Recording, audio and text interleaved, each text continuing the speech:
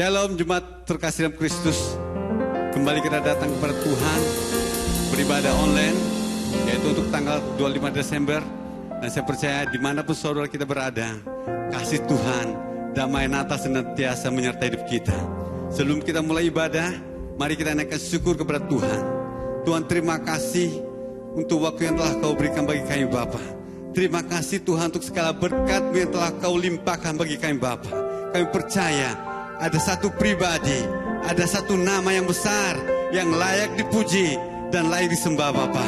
Terima kasih Tuhan. Di dalam nama Tuhan Yesus Kristus kami berdoa. Haleluya. Amin.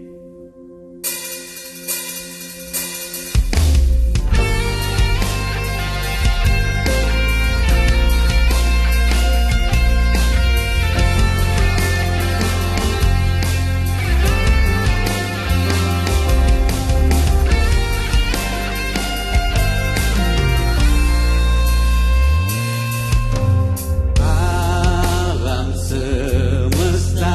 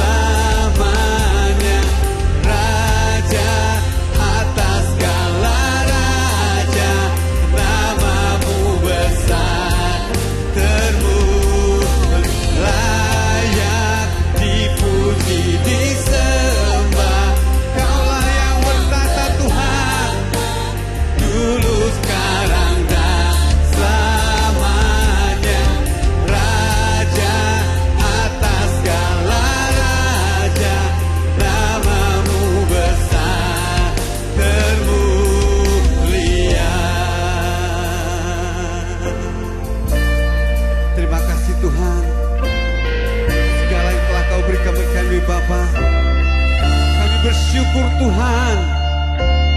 Apa yang telah kami terima saat ini Bapa. Terima kasih Yesus.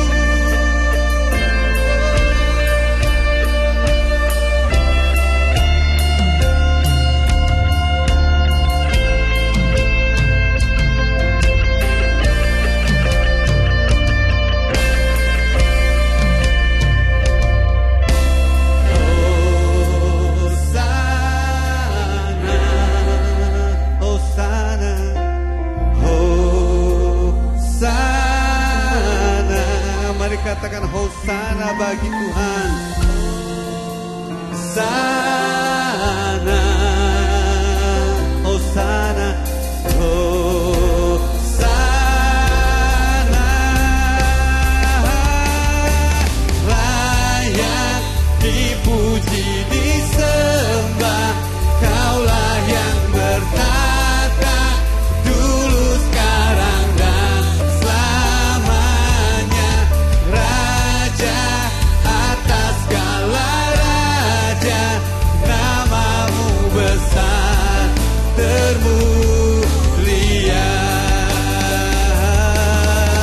Layak dipuji disembah, Kaulah yang bertata dulu sekarang dan selamanya. Raja atas segala raja, namamu besar termulia. Namamu besar termulia. Namamu besar Tuhan, besar termulia.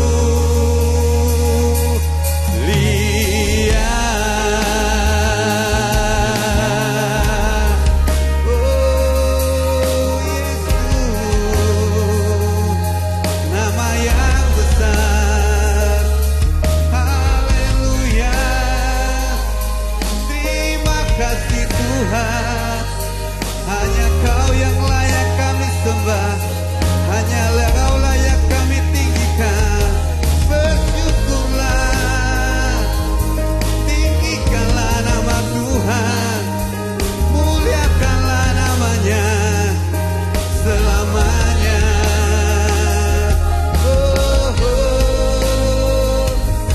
Hanya Kau yang layak disembah, hanya Kau yang layak kami tinggikan.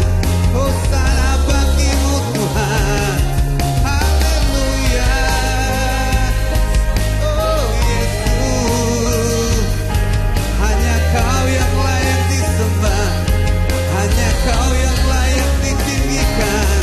Terima kasih Tuhan. Mari naikkan syukur buat Tuhan. Mari tinggikan nama Tuhan. Mari muliakan Dia ada tempat ini. Sebab Dia Raja atas segala raja. Dia Raja yang layak disembah. Dia lahir untuk kita. Dia mati bagi kita semua. Terima kasih Tuhan. Haleluya. Terima kasih Yesus. Haleluya.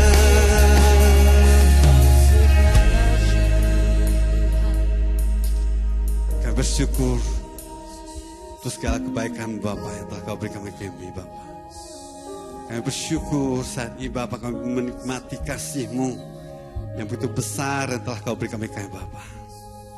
Terima kasih Tuhan untuk semua ini Bapa yang telah Kau berikan kepada kami Bapa. Bukakan mata hati kami Bapa, dan kami siap Tuhan memuji Engkau Bapa, dan kami siap memberikan yang terbaik bagi Engkau Bapa. Terima kasih Tuhan. Di dalam nama Tuhan Yesus Kristus Bapa kami berdoa. Haleluya. Amin. Mari berikan tepuk tangan sekali lagi Tuhan kita, dan saya percaya dimanapun saudara berada, kasih Tuhan, damai Tuhan, damai kasih Allah senantiasa menyertai hidup kita. Amin. Saat ini Dia lahir untuk kita dan Dia mati bagi kita semua. Haleluya.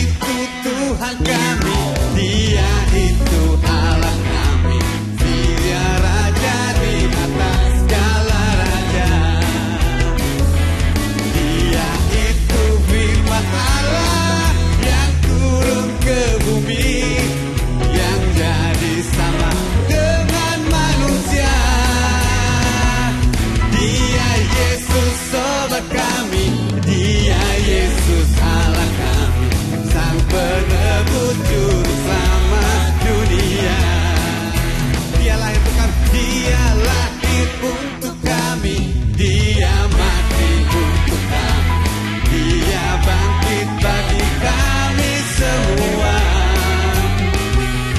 Dia itu Tuhan kami, Dia itu Allah kami, Dia Raja di atas segala raja. Mari katakan Dia itu firman Allah yang turun ke bumi, yang jadi sama dengan manusia. Katakan Dia Yesus, Dia Yesus Allah kami, Sang Penebus Juru Selamat dunia. Sang Penebus Juru Selamat dunia. Sang Penebus Juru Selamat dunia. Dialah Sang Penebus Juru Selamat dunia. Mari kita mau rayakan kemenangan kita bersama Tuhan. Haleluya.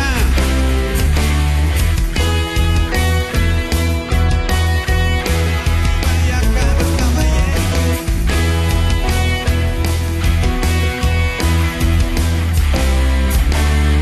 Rayakan Yesus, rayakan. Rayakan Yesus, rayakan. Mari katakan rayakan. Rayakan Yesus, rayakan. Rayakan. Rayakan Yesus, rayakan. Katakan Dia bangkit. Dia bangkit. Dia bangkit dan hidup selamanya. Dia bangkit. Dia bangkit. Marilah rayakan. Marilah rayakan kebangkitan Tuhan kita. Rayakan Yesus, rayakan. Rayakan Yesus, rayakan. Rayakan Yesus, rayakan. Rayakan. Rayakan Yesus, rayakan. Mari katakan Dia bangkit. Dia bangkit dan hidup selamanya. Katakan Dia bangkit. Dia bangkit. Marilah rayakan. Marilah rayakan kebangkitan Tuhan kita. Katakan sekali lagi. Dia bangkit. Amin. Yesus bangkit. Katakan selamanya. Bangkit. Dia bangkit. Marilah rayakan. Marilah rayakan. Marilah rayakan. Marilah rayakan. Marilah rayakan. Rayakan. Marilah rayakan. Rayakan. Marilah rayakan. Sekali lagi. Marilah rayakan kebangkitan. Kebangkitan Tuhan kita. Haleluya. Terima kasih Tuhan untuk segala kebangkitan-Mu Bapa. Mari di pasal kita akan datang kepada Tuhan untuk mendengarkan firman Tuhan.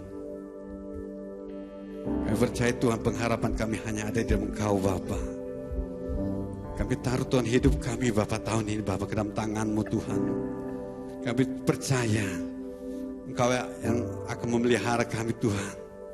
Engkau yang senantiasa menjaga kami Bapa. Dan Engkau senantiasa memberkati kami semua Bapa. Terima kasih Tuhan. Haleluya. Oh haleluya.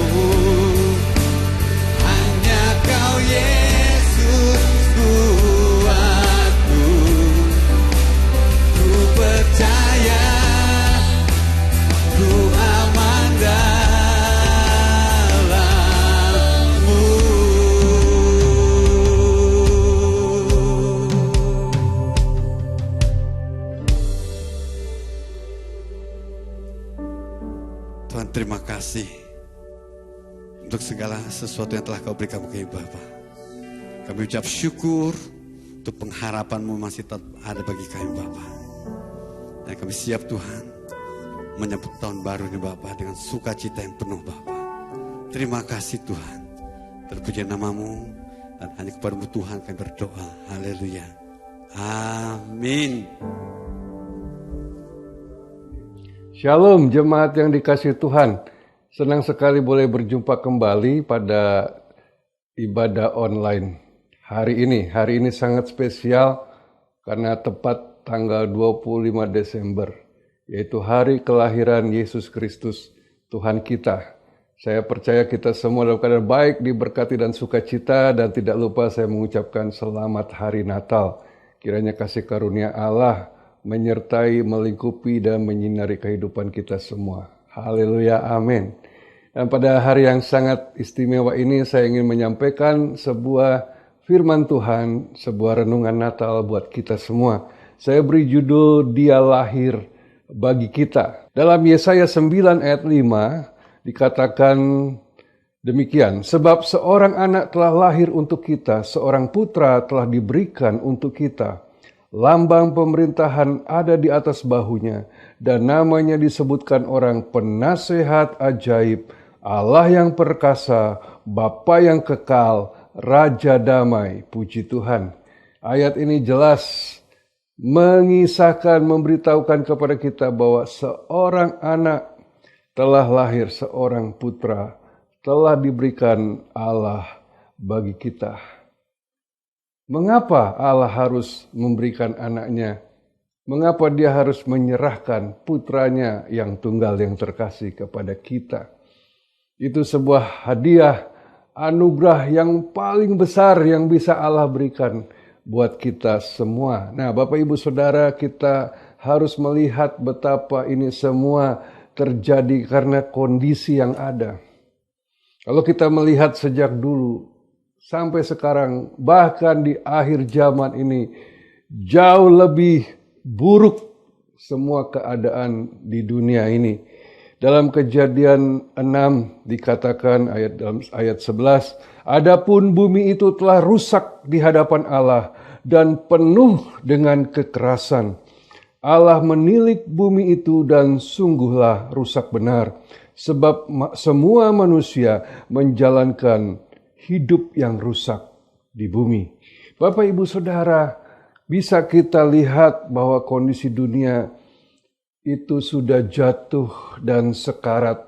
Sejak Adam memilih untuk berbuat dosa, maka seluruh dunia sudah jatuh di dalam kehancuran. Sungguh itu di luar dari rencana dan rancangan Tuhan yang sangat indah buat kita semua umat manusia. Dan sejak Adam melakukan dosa bersama Hawa, maka seketika itu seluruh umat manusia ada dalam belenggu, ada dalam penghakiman, ada dalam kutuk, ada dalam perbudakan oleh iblis dan dosa, dan semata-mata yang dilakukan semua umat manusia adalah dosa, adalah kerusakan dan kehancuran dan kejahatan semata-mata. Sehingga ini tentu saja memilukan dan menyakiti hati Tuhan. Dalam Roma 6 ayat 23 ditegaskan, sebab upah dosa ialah maut. Bapak Ibu Saudara, jelas bahwa dengan demikian seluruh dunia telah terjatuh dalam satu kondisi yang sangat mengerikan. Selain rusak, ditakdirkan untuk mengalami maut, kematian yang kekal, kematian yang tiada habisnya. Karena itulah saudara, akibat dari pilihan yang salah yang dilakukan oleh umat manusia, bahkan kita terus lakukan terus menerus sampai akhir zaman ini, penderitaan, penyakit, kesusahan, kehancuran tidak pernah lepas dari kondisi dunia. Dan bahkan akhirnya nanti semua masuk dalam kematian kekal. Sungguh kondisi yang tragis, menyedihkan, memilukan. Sebuah keadaan yang sama sekali tidak pernah Tuhan inginkan terjadi. Nah, di kondisi inilah Tuhan Allah kita memberikan solusi. Memberikan solusi jalan keluar. Bagaimana supaya kita bisa keluar dari kondisi kejatuhan dunia yang begitu mengerikan. Supaya lepas dari dosa, dari jerat maut yang sangat mengikat semua umat manusia. Dan solusi yang Allah berikan kepada dunia yang sekarat ini bukanlah sesuatu yang berupa agama. Solusi yang Tuhan berikan bagi dunia yang sudah rusak dan sekarat, penuh dosa yang sekarang kita hidupi ini, bukanlah memberikan sebuah agama dengan seperangkat peraturan dan segala ritualnya. Bapak, Ibu, Saudara, Allah tidak memberikan solusi yang sedemikian. Kenapa? Karena manusia sudah jatuh, manusia sudah gagal, manusia sudah kehilangan kemuliaan Allah, sudah kehilangan kemampuan untuk hidup benar, untuk hidup kudus, untuk hidup mulia, sebagaimana yang Allah inginkan. Manusia begitu terbatas, karena itu makin hari, walaupun teknologi semakin maju, kehidupan semakin modern, tapi justru dosa bertambah-tambah. Apa yang dulu dianggap tabu, hari-hari ini bahkan dianggap biasa, dan dosa sudah begitu bergelimang sampai kita tidak bisa lagi membedakan mana yang baik, mana yang buruk. Karena semua sudah begitu gelap. Saudara, agama tidak akan bisa membebaskan manusia. Nah, solusi yang Tuhan berikan adalah Dia menyerahkan anak tunggalnya. Dikatakan sebab seorang anak telah lahir untuk kita, seorang putra telah diberikan untuk kita, dalam Yesaya 9 ayat 5. Solusi yang Allah berikan bukan sebuah cara, solusi yang Allah berikan bukan sebuah wadah, institusi, organisasi, atau apapun namanya. Solusi yang Allah berikan bukan dari manusia. Solusi yang Allah berikan adalah lahir dari hatinya sendiri, yaitu Dia menyerahkan anak tunggalnya. Karena hanya anak tunggalnya yang bisa melepaskan kita dari semua keadaan yang sangat dahsyat, sangat buruk, sangat hancur di dunia ini. Tidak ada jalan lain. Kalau ada jalan lain, mungkin Allah akan berikan yang lain. Tapi untuk dunia yang sudah sekarat dan penuh dosa penderitaan ini, hanya satu solusi. Dia memberikan, Dia mengaruniakan anaknya yang tunggal. Nah, Bapak, Ibu, Saudara, kalau kita punya barang yang rusak, ya, kecenderungan manusia adalah membuang apa yang sudah rusak. Ya, kalau sudah tidak bisa diperbaiki, dia akan buang, dia akan ganti yang baru. Nah, bagaimana dengan Tuhan? Ketika dunia semakin rusak, ketika manusia semakin hancur kehidupannya, semakin penuh dosa, apakah manusia harus dibinasakan semua? Apakah Tuhan lakukan hal seperti itu? Karena kalau manusia biasanya akan membuang semua yang rusak karena sudah tidak berguna, sudah hancur, sudah tidak bisa dipakai ibaratnya, sudah tidak bisa dimanfaatkan lagi, sudah tidak berbentuk lagi. Tapi menarik sekali dari solusi yang Allah berikan, disitulah tergambar bahwa Allah tidak membuang kita, saudara. Di dalam Mazmur 138 ayat 8 dikatakan Tuhan akan menyelesaikannya bagiku. Ya Tuhan, kasih setiamu untuk selama-lamanya. Janganlah kau tinggalkan perbuatan tanganmu. Bapak, Ibu, Saudara, orang-orang ateis, orang-orang agnostik, orang-orang yang tidak mau mengakui keberadaan Tuhan berkata bahwa tidak ada Tuhan. Atau mereka juga berkata, ya pernah ada Tuhan menciptakan segala sesuatu. Tetapi setelah Dia menciptakan, Dia biarkan begitu saja sehingga hancur, rusak, berantakan seperti saat ini. Sehingga penuh dengan tragedi, penuh dengan kehancuran, penuh dengan penderitaan yang sangat mengerikan, penuh dengan bencana. Seolah-olah mereka berkata Tuhan tidak bertanggung jawab. Dia ciptakan dan dibiarkan rusak. Tapi ketika kita menyadari bahwa solusi yang Allah berikan kepada kita umat manusia di muka bumi ini adalah menyerahkan anaknya yang tunggal kepada kita. Itu adalah satu bentuk pertanggungjawaban yang paling besar. Bisa saja Allah ciptakan dan ketika melihat semuanya rusak, dia tinggalkan.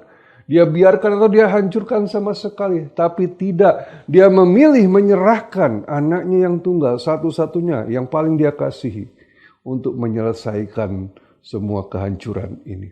Di dalam Yesaya 53 ayat 4-6 tergambar betapa dia mempertanggungjawabkan semua yang dilakukan manusia.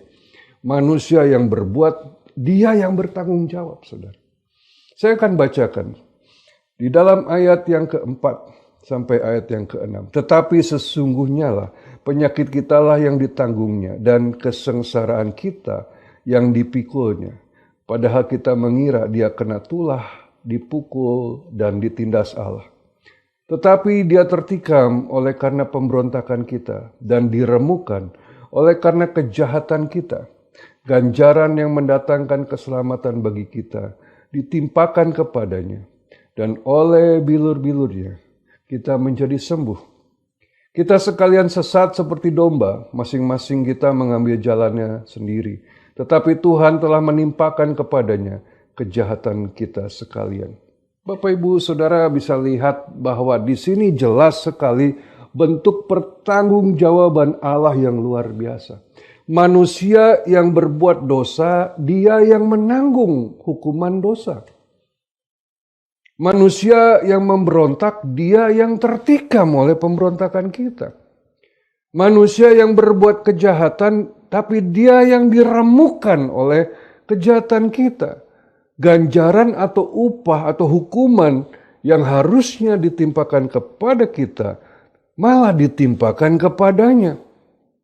Supaya kita diselamatkan.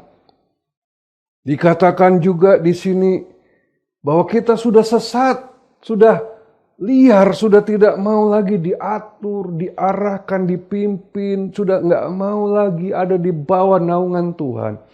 Kita mau seenaknya saja hidup ini.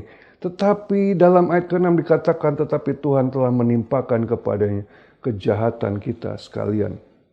Bisakah kita berkata bahwa Tuhan membiarkan dunia ini, sementara dia sudah menanggung semua yang harusnya kita yang tanggung? Kejahatan, pemberontakan, ya, kesesatan, dan semua hal buruk yang kita buat. Dia yang menanggung, dia yang bertanggung jawab, padahal dia sama sekali tidak berbuat salah. Jadi di sini kita melihat bahwa ketika Allah menyerahkan anaknya, itu satu bentuk pertanggungjawaban terbesar. Itu satu bentuk pemberian yang teramat dahsyat yang tidak bisa dilakukan oleh siapapun untuk mempertanggungjawabkan perbuatan tangan penciptaan Allah. Walaupun kita yang berdosa, dia mengambil tanggung jawab. Sungguh luar biasa Tuhan kita. Nah, yang kedua, pemberian anaknya kepada kita adalah wujud kasih dan kepedulian Tuhan kepada umat ciptaannya, saudara. Di sini saya ungkapkan ada tiga sisi kepedulian dan kasih. Yang pertama dari sisi Tuhan, dikatakan Yohanes 3 ayat 16, karena begitu besar kasih Allah akan dunia ini, sehingga ia telah mengaruniakan anaknya yang tunggal, supaya setiap orang yang percaya kepadanya tidak binasa, melainkan beroleh hidup yang kekal. Dari sisi Allah, melihat umat manusia begitu berdosa, memberontak, melawan dia, menista dia, tidak taat kepada dia, malah mungkin menghina, malah mungkin menganggap Tuhan gak ada, malah mungkin membelakangi Tuhan. Tapi dari sisi Tuhan dia memberikan wujud kasih kepedulian dengan menyerahkan anaknya untuk disalibkan, untuk ditimpakan semua, untuk dihancurkan, menggantikan kita. Dari sisi Allah inilah wujud kasih dan kepedulian. Kita tidak bisa bilang Allah tidak mengasihi kita. Karena ini hal yang terbesar yang bisa diberikan. Menyaksikan anaknya sendiri harus dihukum, harus dibinasakan, harus dibunuh, harus mengalami maut yang mengerikan. Betapa Allah sangat peduli dan mengasihi kita, umat manusia. Yang kedua, saya memberikan gambaran kasih seorang bapa. Mazmur 103 ayat 13, seperti bapa sayang kepada anak-anaknya, demikian Tuhan sayang kepada orang-orang yang takut akan Dia. Bapak Ibu Saudara, seorang bapa sangat mengasihi anak-anaknya. Seorang bapa rela berkorban apapun bagi anak-anaknya. Dan itu diwujudkan dari pengorbanan yang Tuhan berikan ketika Dia mati di kayu salib menggantikan kita. Ketika Dia menyerahkan anaknya ke dunia ini, sudah tergambar, sudah jelas apa yang harus dialami, apa yang harus Dia rasakan, apa yang harus Dia terima. Ya, penghinaan, penolakan, penganiayaan, penistaan, bahkan kematian yang mengerikan. Karena seperti seorang bapa mengasihi anaknya, demikian Tuhan kita mengasihi saudara dan saya. Sehingga pemberian anaknya ini, Dia lahir buat kita, adalah wujud kasih yang luar biasa dari seorang bapa surgawi. Yang ketiga yaitu kasih seorang sahabat. Yohanes 15 ayat 13, tidak ada kasih yang lebih besar daripada kasih seorang yang memberikan nyawanya untuk sahabat-sahabatnya. Bapak Ibu Saudara, di sini diwujudkan, dinyatakan bahwa kasih seorang sahabat bukan sekedar ada di saat susah, bukan sekedar selalu menolong dan siap ketika ada kebutuhan dari seorang temannya. Bahkan firman Tuhan berkata dengan sangat jelas di sini, seorang sahabat rela memberikan nyawanya untuk sahabat-sahabatnya. Inilah yang dilakukan Yesus. Dia menganggap kita bukan sebagai budak, Dia anggap kita bukan sebagai ciptaan semata. Dia anggap kita, saudara, tadi sebagai anak, ya, dan sekarang sebagai sahabat, orang yang ada di hatinya. Dan untuk orang yang ada di hatinya, Dia rela serahkan apapun, bahkan nyawanya sendiri. Kalau saudara merasa sendirian, tidak punya sahabat, tidak punya orang yang peduli dengan engkau dan berkata bahwa di dunia ini nggak akan ada orang yang mau peduli sama kamu. Kamu siapa? Kamu nggak berguna. Kalau kamu orang hebat, terkenal, kaya raya, dikagumi orang, mungkin ada orang peduli. Tapi kalau kamu bukan siapa-siapa, tidak ada yang peduli kepada kamu. Tapi hari ini saya mau bilang pada saudara, serendah apapun kita, sebanyak apapun kelemahan kekurangan kita, ya, seberapa banyak pun penolakan yang kita alami karena kita bukan orang yang bisa dipandang, ya. Kita mungkin miskin, kita mungkin orang yang rendah, kita mungkin orang yang tidak berpendidikan. Tapi dengar, Yesus adalah sahabat saudara dan saya. Dan Dia rela menyerahkan nyawanya kepada kita. Kelahiran Yesus menyatakan, aku rela mati bagi sahabat-sahabatku. Dan saudara, ketika Tuhan menganggap kita sebagai sahabat, mari kita menganggap Dia pun sebagai sahabat. Tempat kita mencurahkan isi hati kita. Tempat kita mencurahkan kesedihan, kegagalan. Saya tahu di dunia ini tidak ada pundak kadang-kadang yang bisa kita sandari. Kita ingin menangis, kita ingin mencurahkan sesuatu. Tapi jangankan orang luar. Kadang keluarga sendiri tidak terlalu peduli. Atau bahkan dia menghakimi kita ketika kita lemah. Ketika kita jatuh, ketika kita mungkin melakukan kesalahan. Tapi Yesus bukan hanya mau mendengar. Dia yang sudah rela mati buat kita. Dia pasti akan menjadi sahabat yang terbaik. Dia mengerti, Dia peduli, dan Dia sungguh-sungguh mau berkorban buat kita. Itu bukti kasih Allah yang luar biasa.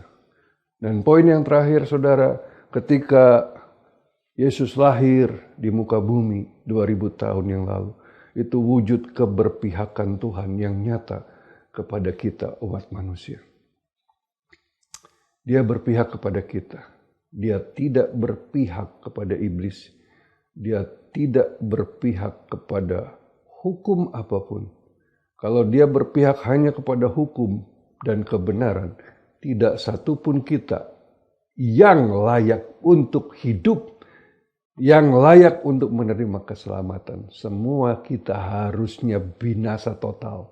Tidak ada satu makhluk pun yang bisa layak sesuai hukum yang Allah inginkan, ya, yang Allah tetapkan. Tidak ada, manusia tidak bisa memenuhi standar itu. Tapi karena dia berpihak kepada kita, justru dia memberikan dirinya untuk dihukum, saudara. Dalam Roma pasal 8 ayat 31 dikatakan, sebab itu apakah yang akan kita katakan tentang semuanya itu? Jika Allah di pihak kita, siapakah yang akan melawan kita? Wow. Saudara, kalau kita baca ayat-ayat seperti ini, kita akan terperangah dan kagum. Karena dikatakan bahwa apa yang bisa kita katakan lagi jika Allah di pihak kita? Siapa yang bisa melawan kita? Di dalam bahasa Inggris digambarkan dengan sangat indah. If God is for us, who can be against us? Dalam bahasa Inggris lebih kuat dikatakan Allah itu bagi kita. Allah itu ada bagi kita. Banyak orang seringkali berpikir kita ada untuk Allah, hanya itu. Jadi kita harus lakukan yang terbaik, kita harus melakukan firman-Nya, perintahnya, kita harus tunduk pada Dia. Semua seolah-olah kita ini hidup di dalam ketakutan untuk terus-menerus berusaha menyenangkan hati Allah.